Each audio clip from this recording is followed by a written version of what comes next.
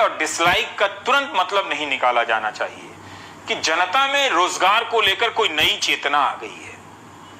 आप यकीन कीजिए, डिसलाइक करने वाले नौजवान जब प्राइम टाइम का ये एपिसोड देखेंगे तो उनके दिल धड़कने लगेंगे और नजर नीची हो जाएगी, वैसे ही जैसे क्लास में मास्टर ने नकल करते हुए छात्रों के समूह को पकड़ लिया हो।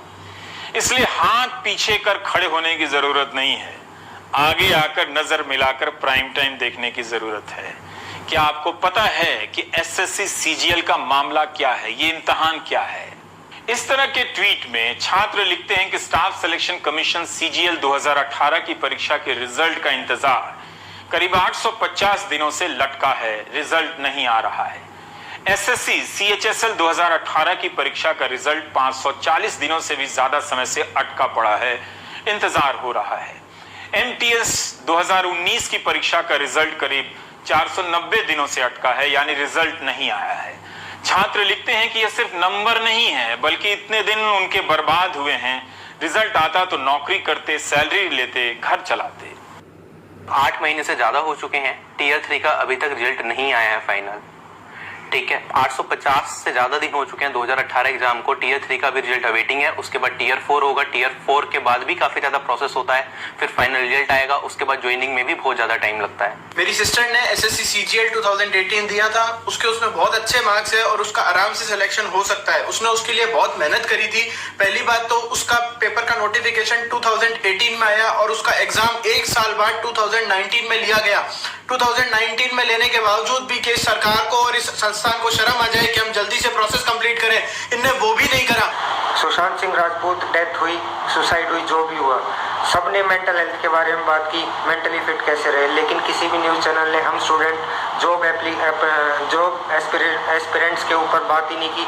हम किस मेंटल फेज से गुजर रहे हैं, हमारे अंदर क्या क्या डिप्रेशन है, जॉब टाइम पे जॉब ना मिलने की वजह से, हमारी मेंटल हेल्थ की किसी को चिंता नहीं है। ट्रेंड कराने वाले छात्रों ने बताया कि मार्च से लेकर आज तक कम से कम 9 बार ट्रेंड करा चुके हैं एसएससी की परीक्षा के संबंध में, जिसमें कभी 10,000 तो कभी 2 लाख से अधिक ट्वीट हुए हैं। किसी का ध्यान तभी क्यों नहीं गया, यानी प्रधानमंत्री के राजनीतिक विरोधियों की नजर तभी गई जब उनके वीडियो को डिसलाइक मिली। लाइक कितनी मिलती थी ये तो पता कर लें मन की बात के यूट्यूब वीडियो को। क्या इसके बाद रिजल्ट निकलने लगेंगे, नौजवानों की ज्वाइनिंग होने लगेगी? मुझे नहीं लगता कि ऐसा होगा। हो जाएगा तो मुझे बहुत खुशी होगी। 492 दिनों से रिजल्ट नहीं आ रहा है, 846 दिनों से रिजल्ट नहीं आ रहा है। यही नहीं, यूपी में 69,000 भर्ती पूरी करो, 4,000 उर्दू भर्ती पूरी करो। इस तरह के आए दिन ट्रेंड होते रहते हैं, राजस्थान से भी, मध्य प्रदेश से भी। चुनाव के पहले ऐसी ही लटकी भटकी परीक्षाओं को लेकर चुनाव आने वाला था, कई भर्तियों के नतीजे आए भी दबाव में और लोगों को ज्वाइनिंग लेटर मिला, मगर चुनाव बीतते ही बातें खत्म हो गई। आपको एक और उदाहरण से समझाता हूं। चुनाव के कारण 2018 में रेलवे ने वैकेंसी निकाली, सहायक लोको पायलट की। ये एक छात्र का ही मैसेज है जो ट्विटर से लिया है मैंने, वही पढ़ के बता रहा हूं। पूर्वी रेलवे में 400 सहायक लोको पायलट परीक्षा पास कर ट्रेनिंग का इंतजार कर रहे हैं, कोई जवाब नहीं दिया जाता है। सोचिए, महीनों से बिना सैलरी के घर बैठे हैं ये जवान।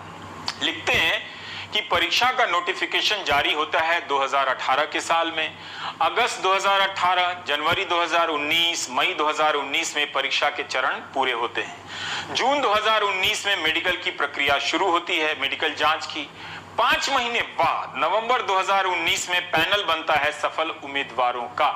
जनवरी 2020 में इन्हें डिवीजन दिया जाता है कि आपकी नियुक्ति इस डिवीजन से होगी, जैसे भोपाल डिवीजन या गोरखपुर डिवीजन। अप्रैल से इन्हें ट्रेनिंग पर जाना था, मगर मामला स्थगित है, कोई अपडेट नहीं है। राज्य सरकार तो वैकेंसी निकालती नहीं है, केंद्र सरकार भी हम लोगों के साथ अनियमितता कर रही है कि हम लोग 2018 में ग्रुप डी की एग्जाम पास करने के बावजूद भी हम लोगों को नौकरी नहीं मिला। आज तक उसका कुछ निवारण ही नहीं निकला। सिर्फ पेपरों में दे दिया गया कि अधिकारियों को सस्पेंड कर दिए हैं, जो भ्रष्ट अधिकारी हैं उनको निकाल दिए हैं, आप लोगों को जल्द से जल्द नौकरी पे दिया जाएगा, लेकिन अभी तक कुछ पता नहीं चला। रेलवे प्राइवेटाइज हो रही है, हम लोग को आगे जॉब मिलेगा कि नहीं, या हम लोग का फॉर्म ऐसे ही बर्बाद हो जाएगा। गवर्नमेंट बस पॉलिसी पे पॉलिसी ही बनाती है, लेकिन उसको सही रूप से इम्प्लीमेंट कैसे हो इस पर कोई ध्यान ही नहीं देता है।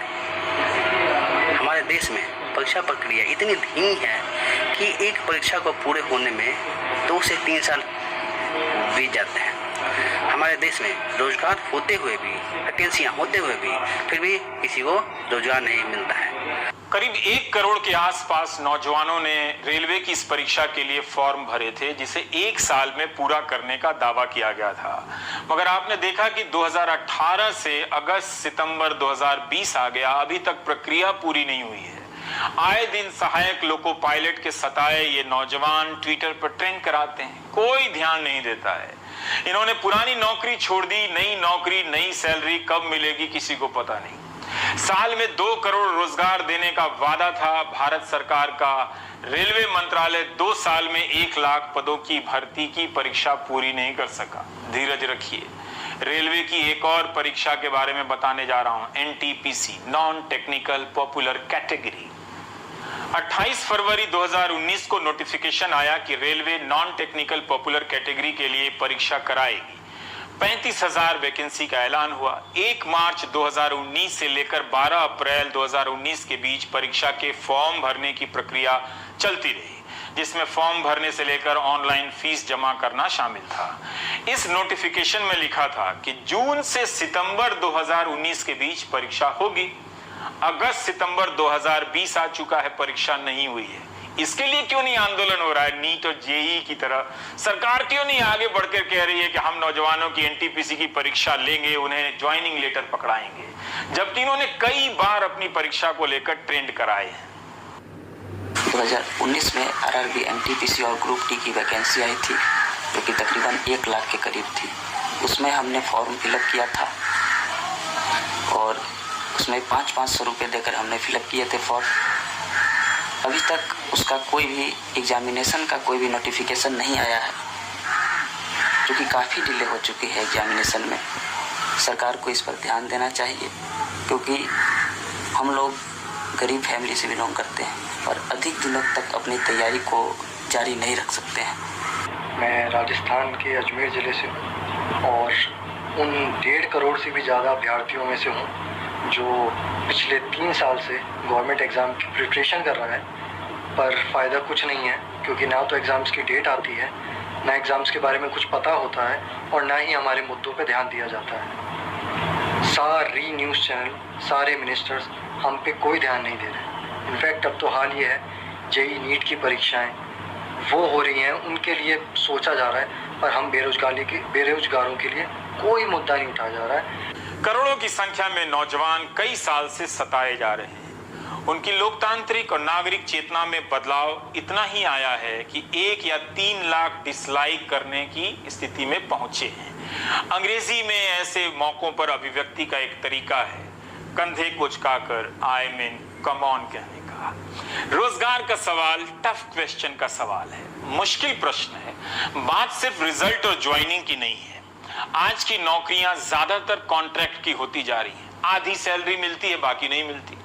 तरह तरह के शोषण है। क्या इसे लेकर कोई चेतना है? बिल्कुल नहीं है, ना राजनीतिक दलों में, ना जनता में। सिर्फ वही व्यक्ति या समूह मीडिया को खोजता है जिसकी ठेके की नौकरी चली जाती है। सांसदों, विधायकों ने अपने लिए पेंशन का पुराना सिस्टम रख लिया, अच्छा किया। बाकी नौकरीशुदा लोगों के लिए पेंशन का पुराना सिस्टम खत्म कर दिया, बाजार को दे दिया। क्या वाकई आपको लगता है कि ये राजनीतिक मुद्दा बनेगा? I mean come on. 19 अगस्त को एक फैसला हुआ कि सरकारी नौकरियों की भर्ती परीक्षा के लिए नई रिक्रूटमेंट एजेंसी बनेगी।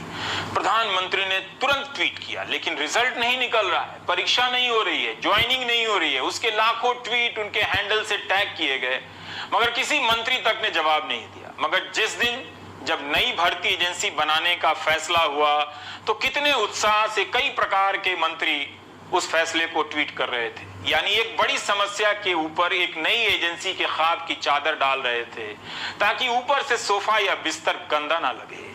जबकि नई भर्ती एजेंसी में रेलवे और SSC की परीक्षाओं को भी शामिल किया गया था, मगर उनकी पुरानी परीक्षाओं की बात तक नहीं की गई।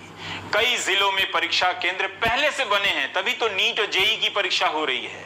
मगर पत्रकार से लेकर ट्विटर के अनुचरों को लगा कि कोई नई व्यवस्था बनने जा रही है। अगर ये परीक्षा केंद्र ना बने होते तो आज किसके दम पर ये नीट और जेई की परीक्षाएं होती, आप इतना ही अंदाजा लगा लें।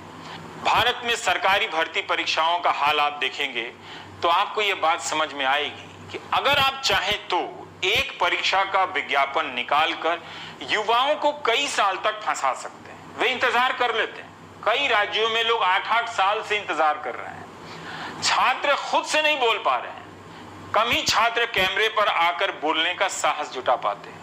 समझा जा सकता है। उनके बदले गणित के एक शिक्षक ने वीडियो बयान जारी किया। आज ये भी चला कि कोचिंग में पढ़ाने वाले कई टीचर हम छात्रों के हित में बयान जारी कर रहे हैं। तो शिक्षकों से ही छात्रों की पीड़ा समझ लीजिए, इतना भी अच्छा है। जो एनटीपीसी आरआरबी के एग्जाम में 2.5 करोड़ बच्चों से फॉर्म भरवा के 500 रुपए फीस वसूल के बोलते हैं कि 400 रुपए बाद में वापस करेंगे। कितना बढ़िया धंधा चल रहा है। कमाल का तरीका है साहब का रेवेन्यू वसूलने का, और सरकार का इस पे कोई ध्यान नहीं है। आज 1.5 से 2 साल होने वाले हैं एनटीपीसी और आरआरबी में। एक बार ये कहते हैं हमें कोई एजेंसी नहीं मिल रही एग्जाम कराने के लिए, लेकिन हमारे देश की मीडिया इन सबको दिखाने का उसके पास कोई टाइम नहीं है। वो बस एक मुद्दा पकड़ लेंगे, उनको भी पता है सबको मजा आ रहा है, यही दिखाओ यही दिखाओ। मीडिया के सारे चैनल पे मिलके एक बार बोल देना 2-2 मिनट, तो भी कुछ नहीं होने वाला, क्योंकि सरकार के कान पे मीडिया की बातों की अब जू नहीं रेंगती। सरकार और मीडिया एक हो चुकी हैं। 17 का एग्जाम 2021 आने को है। 4 साल में आप एक नौकरी की ज्वाइनिंग नहीं दे पा रहे। आप पूरे देश का चुनाव 1 महीने में खत्म करा देते हैं। छात्र परेशान है, करोड़ों की संख्या में। अच्छी बात है कि कोचिंग में पढ़ाने वाले शिक्षक उनके बदले बोल रहे हैं। बस इतना ध्यान रहे कि सारा अकाउंट ठीक होना चाहिए, वरना रिया चक्रवर्ती के घर पर जो ईडी की टीम है वो उनके कोचिंग इंस्टीट्यूट में ना पहुंच जाए। ऐसे ही सावधानी के लिए बोल रहा हूं।